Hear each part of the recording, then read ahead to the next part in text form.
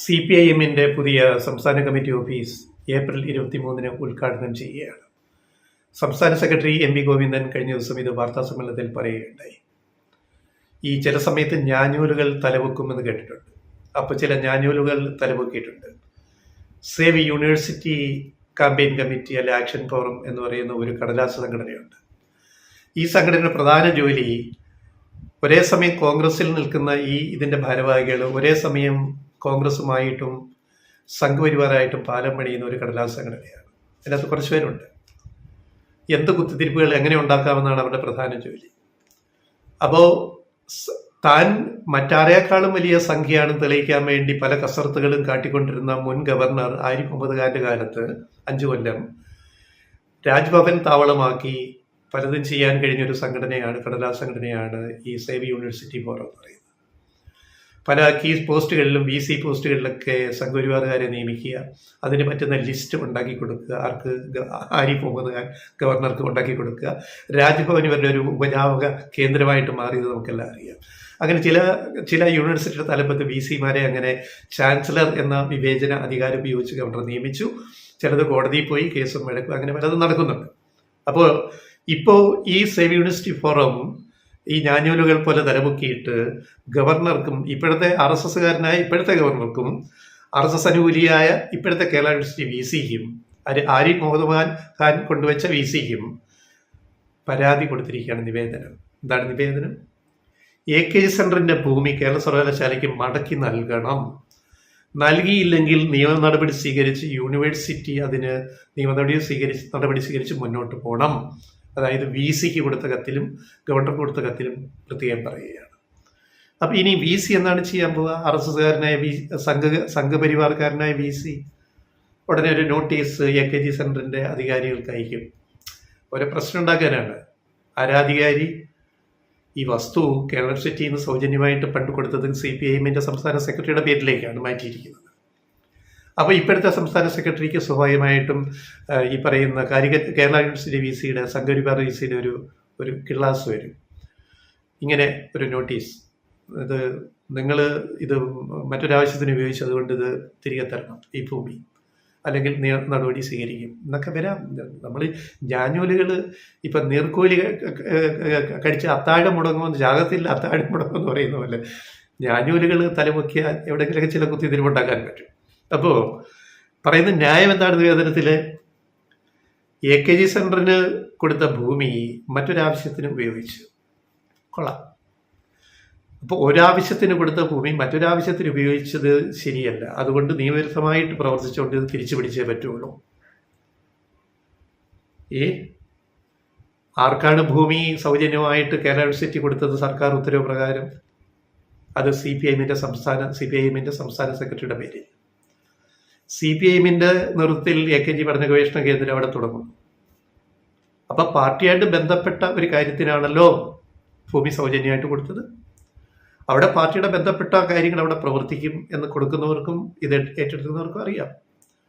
പിന്നെ അവിടെ പ്രധാന ലക്ഷ്യം പഠന ഗവേഷണമൊക്കെ അവിടെ നടക്കുന്നില്ലേ? അവിടെ ഒരു വിപുലമായ ലൈബ്രറി ഇല്ലേ? മറ്റു കാര്യങ്ങളില്ലേ? അവിടെ പഠനവും ഗവേഷണമൊക്കെ നടക്കുന്നുണ്ട്. ഈ ഗവേഷണം പഠനമൊന്നും പറഞ്ഞിട്ടില്ലാത്ത ഈ സംഘികൾക്കും കുങ്ങികൾക്കും കോൺഗ്രസ്സുകാർക്കും ഒന്നും ഇത് മനസ്സിലാവില്ല. ഈ പഠന ഗവേഷണം എന്നൊക്കെ പറഞ്ഞാൽ എന്താണെന്ന്. അപ്പോൾ അവിടെ മുഴുവൻ പാർട്ടി പരിപാടിയാണ് എന്ന തലത്തിലേക്കാണ് ഇതിനെ ചെറുതാക്കി കാണുന്നത്, അല്ലെങ്കിൽ അങ്ങനെ വരുത്തി തീർക്കുകയാണ്. ഇനി ചോദിക്കട്ടെ, AKG സെന്ററിന് മാത്രമേ ഈ കേരള സർവകലാശാലയുടെ ഭൂമി ദാനം ചെയ്തിട്ടുള്ളൂ? വേറെ ഒന്നും കൊടുത്തിട്ടില്ലേ? അവിടെയൊക്കെ ഇത് പാലിക്കുന്നുണ്ടോ ഈ പറഞ്ഞ കാര്യം? ഇനി ആദ്യം AKG സെന്ററിന്റെ ഇതിലേക്ക് വരാം. ചരിത്രം. 1977 അന്ന് AK ആന്റണി ആദ്യമായി, നല്ല ചെറുപ്പക്കാരൻ ചുറിയൂർക്കുള്ള AK ആന്റണി അന്ന് ആദ്യമായിട്ട് മുഖ്യമന്ത്രിയാകാണ്. കേരളത്തിന്റെ ചരിത്രത്തിലെ ഏറ്റവും പ്രായം കുറഞ്ഞ മുഖ്യമന്ത്രി. എൻ്റെ ഓർമ്മ ശരിയാണെങ്കിൽ അന്ന് ആന്റണിക്ക് 44 വയസ്സോ 44 ആയോ തന്നെ സംശയമാണ്. CPIയുടെ അന്നത്തെ സംസ്ഥാന സെക്രട്ടറി ആയിരുന്ന EK നായനാർ അപേക്ഷ കൊടുക്കുന്നു. AKG സെന്ററിന് യൂണിവേഴ്സിറ്റി സെനറ്റ് ഹാൾ വളപ്പിന് കുറച്ച് ഭൂമി അനുവദിക്കണം. അങ്ങനെ ഗവൺമെന്റ് തീരുമാനമെടുത്തു, മന്ത്രിസഭ തീരുമാനമെടുത്തു. AK ആന്റണി ഗവൺമെന്റ് അങ്ങനെ ആദ്യം 34 സെന്റ് സ്ഥലം അനുവദിക്കുന്നു CPIM സംസ്ഥാന സെക്രട്ടറിയുടെ പേരിൽ. അത് കേരള യൂണിവേഴ്സിറ്റി സിൻഡിക്കേറ്റ് കൂടിയാൽ നോക്കിയ പാസ്സാക്കി കൊടുക്കുന്നു. സെനറ്റ് ഹാളിൻ്റെ പടിഞ്ഞാറ് വശത്ത് ആണല്ലോ എ കെ സെൻറ്റർ പഴയതിപ്പോൾ ഇരിക്കുന്നത്, നിലവിലുള്ള എ കെ സെൻറ്റർ. പിന്നൊരു പാർട്ടി സെക്രട്ടറിയുടെ ആവശ്യപ്രകാരം പിന്നീട് ഒരു 15 സെൻറ്റ് കൂടി കേരള യൂണിവേഴ്സിറ്റി സിൻഡിക്കേറ്റ് കൂടിയിട്ട് കൊടുക്കുന്നു. അങ്ങനെ 34-15 49 സെൻറ്റ് ഭൂമിയാണ് എ കെ സെൻറ്ററിൻ്റെ വളപ്പെന്ന് പറയുന്നത്. പിന്നെ 1978 ഒരു വർഷം കഴിഞ്ഞ് എ കെ ജിയുടെ 1ാം ചരമവാർഷികത്തിന് മാർച്ച് 22-ന് ഇപ്പോൾ കഴിഞ്ഞതേ ഉള്ളൂ. എ കെ ജിയുടെ 1ാം ചരമവാർഷികത്തിന് മാർച്ച് 22-ന് 78 അഖിലേന്ത്യാ general secretary EMS Namboodiripad EMS ഇതിന് തറക്കല്ലിടുന്നു. പിന്നെ കെട്ടിട നിർമ്മാണം നടന്നു. പിന്നെ 88 അതിന് ചുറ്റുമതിൽ കെട്ടുന്നു. ഇതാണ് എ കെ സെൻറ്ററിൻ്റെ ഒരു ചരിത്രം എന്ന് പറയുന്നത്. പിന്നെ ഇത്രയും കാലം ഇവിടെ പാർട്ടി എന്തൊക്കെ നടത്തിയെന്നും എന്തൊക്കെ കാര്യങ്ങൾ അവിടെ ഗവേഷണം നടന്നു എന്നൊക്കെ ഉള്ളത് പൊതുജന സമക്ഷം ഉള്ള കാര്യങ്ങളാണ്. ഇനി തിരിച്ചൊരു ചോദ്യം, ഈ എ കെ സെൻറ്ററിന് മാത്രമേ ഇങ്ങനെ ഭൂമി CPIMന് മാത്രമേ കൊടുത്തിട്ടുള്ളൂ കേരള യൂണിവേഴ്സിറ്റി വളപ്പിൽ നിന്ന്? വേറെ ആർക്കൊക്കെ കൊടുത്തിരിക്കുന്നു?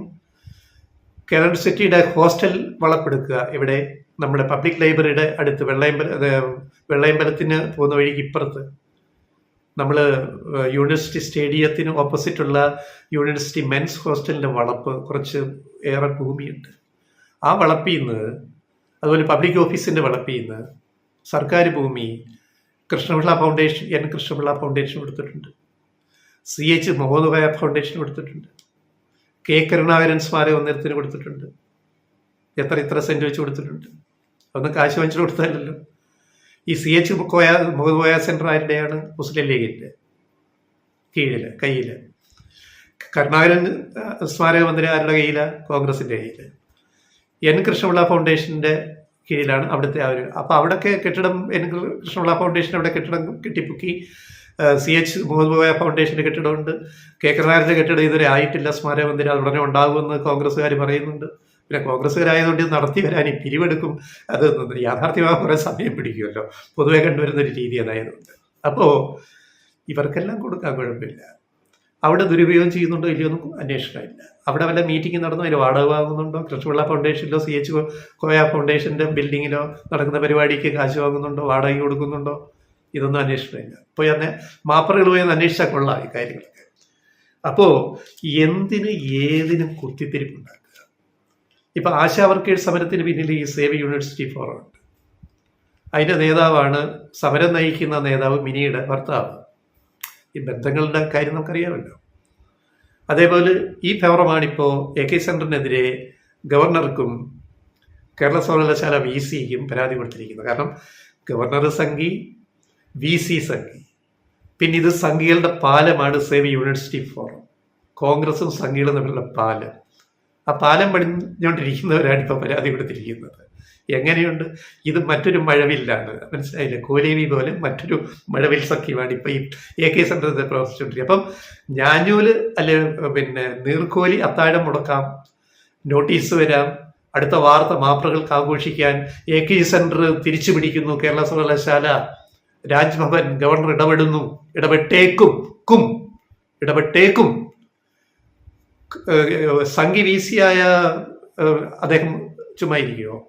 അപ്പോൾ VC ഇടപെടുന്നു, മാപ്രകളുടെ വരാമെന്ന വാർത്തയുടെ, ഞങ്ങളുടെ വാർത്തയല്ല, മാപ്രകൾ നാളെ മുതൽ കൊടുക്കാൻ പോകുക അല്ലെങ്കിൽ ഇന്ന് മുതൽ കൊടുക്കാൻ പോകുന്ന വാർത്തയുടെ സ്വഭാവമാണ്. എ കെ സെൻറ്റർ വിവാദം, അടുത്ത വിവാദം കുത്തിപ്പൊക്കണം. സേവ് യൂണിവേഴ്സിറ്റി ഫോറം പരാതി കൊടുത്തു ഗവർണർക്കും VCക്കും സ്ഥലം തിരിച്ചു പിടിക്കണം, ഏറ്റെടുക്കണം, നടപടി സ്വീകരിക്കണം. പോരെ പൊടിപൂരം. അടുത്ത മാപ്ര എപ്പിസോഡുകൾ പ്രതീക്ഷിക്കാൻ കാത്തിരിക്കുകയാണ്.